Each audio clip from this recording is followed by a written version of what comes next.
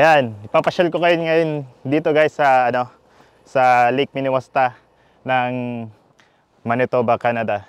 Meron tayong gaganapin ng Winterfest Festival dito. So may magkakaroon tayo ng tubuganing, ice carving, tsaka iba pa.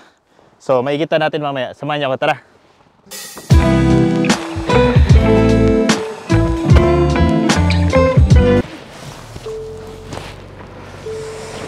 Alright, let's go.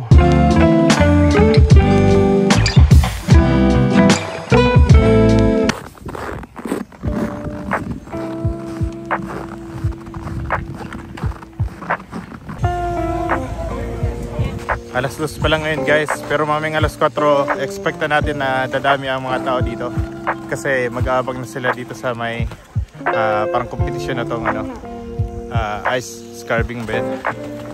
Tapos yun nga guys, ito dating lake to ngayon. Pwede mo na siyang daanan ng sasakyan, tsaka ayun, mag-skating tsaka mag-hockey.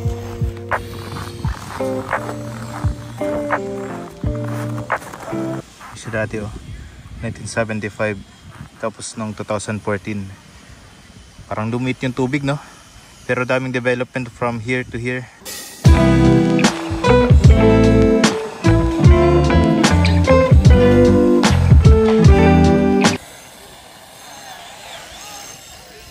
Yes, oh. Ano kayong gagawin niya dyan? Modern talaga sila, oh.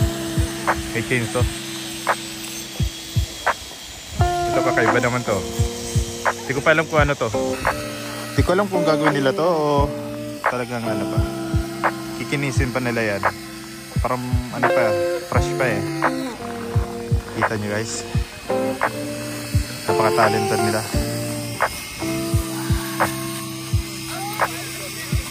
So ito naman guys, mukha siyang shark. Ayan o. Kaya pala may parang dugo doon, no? Shark. Ayan ang niya, shark fin.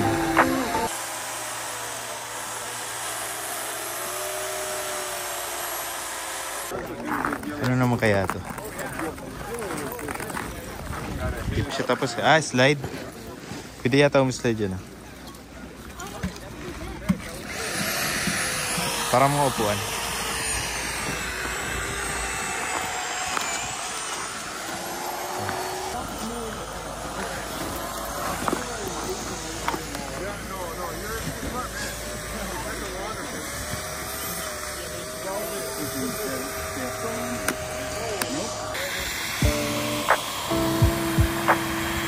Ano kaya to? Na-imagine nyo ba guys kung ano yan? Something structure na itatayo later on. Tsaka meron pang piyesa, oh. Parang interesting to, ah. Parang gusto kong makita ang final output ito later.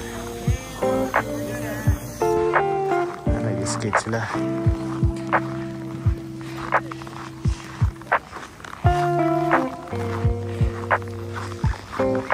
Ayan. Malapit na tayo sa gitna guys. Gitna ng lake. At tayo nakikita nyo yan, oh. Makinis. Tara, apakan natin. May crack na siya. Pero pag inapakan mo, sobrang dulas.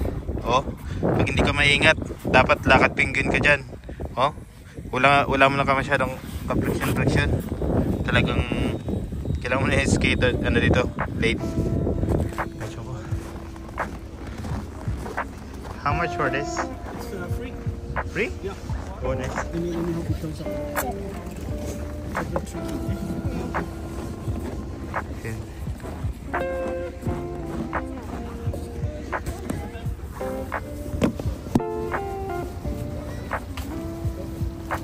Kuha pa tayo ng libreng hot choco dito.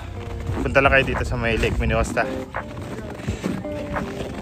So, pasyalan din natin kung anong meron doon. Hindi ako updated kasi bihira lang ako na mag-attend ng mga ganito, pero ayan, first time ko kasi. Lamig. nandun pala sila sa Access Event Center, yung Asia. So pasyalin natin at kung anong activity nila ngayon, tsaka baka meron tayong mukhang freebies, di ba? Medyo naiinginig ako dahil sa lamig tsaka sinisipon. So hayaan nyo na guys, pasensya na. Tara, samahan niyo ako.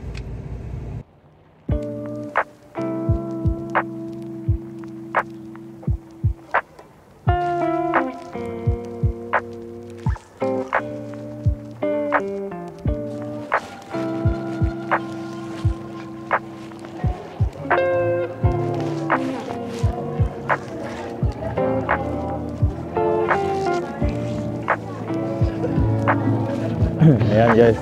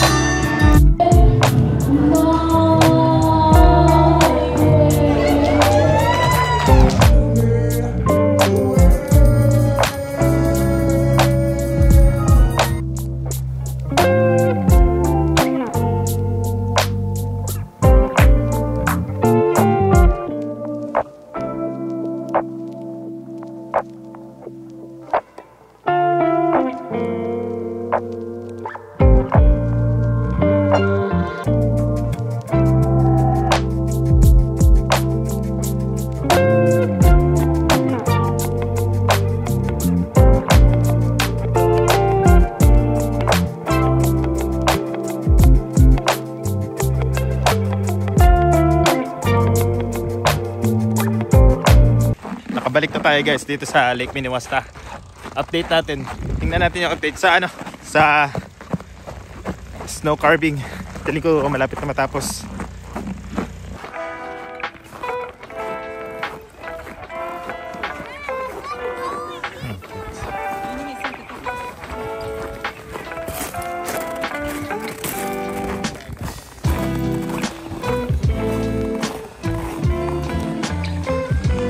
Ayan na, may shape na siya guys, oh.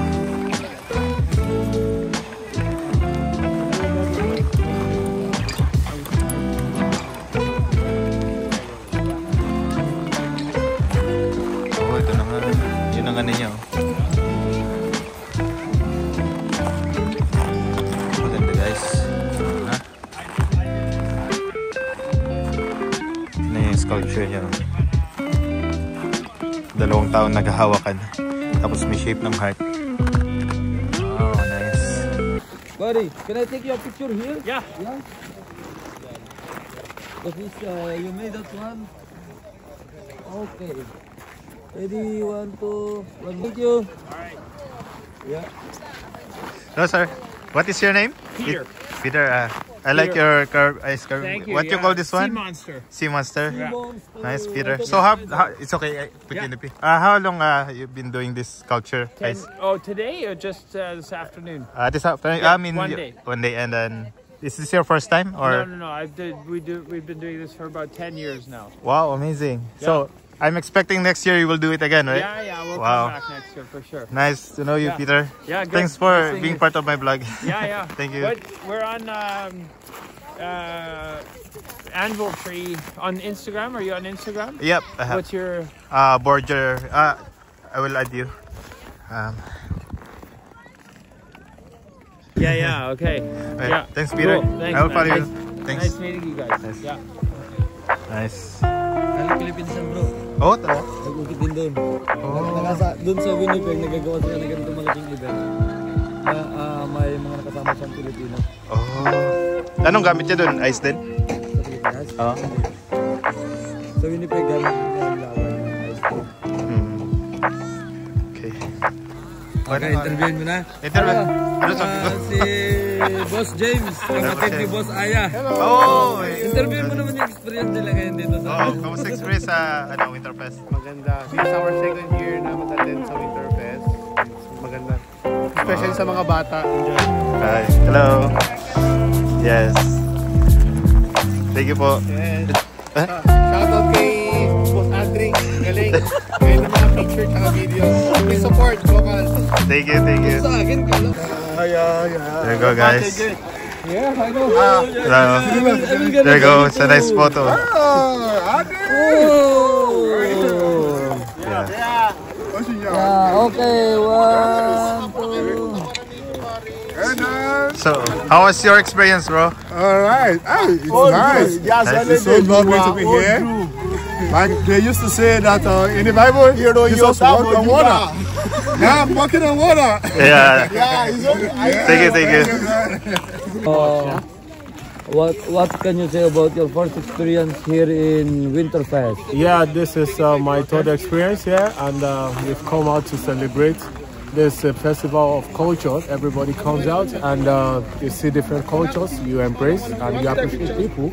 And of course, we move around to see the Filipinos, to see the Canadians, to see Africans, and see how we exhibit our cultures. And it's nice coming out here, though it's cold, it's freezing, and we love it.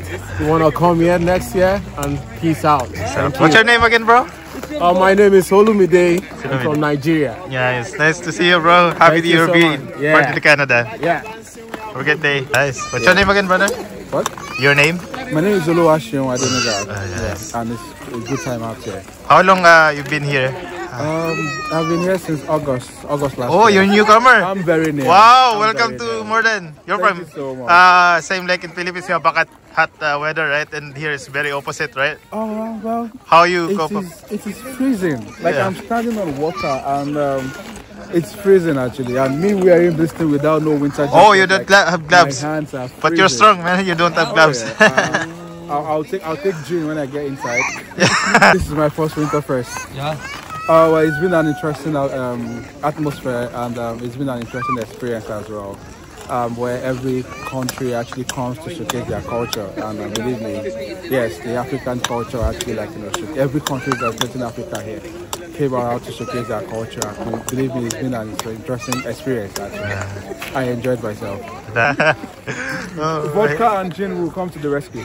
yeah, nice. Thank you, Alright, brother. thank you so much. Ganito dito guys, pag sa Lake Minnewaska, nagkakaroon ng mga ganitong event. Yung mga games, tsaka may libreng hot choco, tsaka coffee din. Tapos doon naman may kanya-kanya mga pavilion yung mga venue, yung mga Asian, European, tapos Africa, yung may mga sarili silang mga events. So pwede nyo silang pasyalan. Yun lang hindi natin napasyalan yung 5 pa ata na may mga ano din sila. Pero so far, ito naman guys, nag-enjoy tayo dito. Tapos ayan, may nagtutubuganing dyan. Oh. So ayan guys, first time ni Darren mag-drive dito sa Canada. Dito sa may lake mismo, Frozen Lake. O, di ba? Kamusta experience bro sa Winterfest? Okay lang. Very good. Oo. Pang ilang years ka na dito bro? Wala pa 1 year. Wala pa 1 year o nga no? 1 year. Grabe, tanong pa ako yung first year ko. Buong taon ko nasa bahay lang ako. Ngayon, explore na explore ka. Galing naman. So yun guys, may nag-iwan pa sila doon. May nag-ice fishing pa doon. At ayan na nga guys, finally, na-experience na rin natin yung Winterfest dito sa Morden. Ayun, nakaka-miss lang kasi may nakausap tayo mga newcomers na share nilang experience sila. Tapos yung ice carver na nakarating na rin sa ibang bansa. I think nakapunta na rin daw siya sa Pinas eh. At ayun, nakakatuwa lang na marami tayong natutunan ngayon at na-share din sa mga ibang tao na mga experiences nila. Dahil sa galing din sila sa ibang bansa at dito na rin sila nanirahan. At ayun, I'm excited na rin sa sunod nating adventure na ma-share sa inyo. Lalo na sa mga hindi ko pa na-experience at maipakita ko rin sa inyo kung anong mga naranasan ko at ayun, gusto ko lang din na-share talaga sa inyo kung paano mga pamumuhay din dito sa Canada. At ayun, so far, so good. Maganda naman lahat dito at safe naman. At kahit malamig yung lugar na to, nagagawa pa rin namin dito mag-enjoy tulad nitong Winterfest na merong mga activities. At ayan, meron din ng mga Filipino communities. Halos lahat ito mga nationalities, meron din sila mga communities na makasupport sa kanila. So ayun na, abangan nyo na lang din ako guys sa sunod nating vlog at follow nyo rin po ako sa Instagram at saka sa ating website, Borger Filmer. And thank you for watching guys. Have a great day.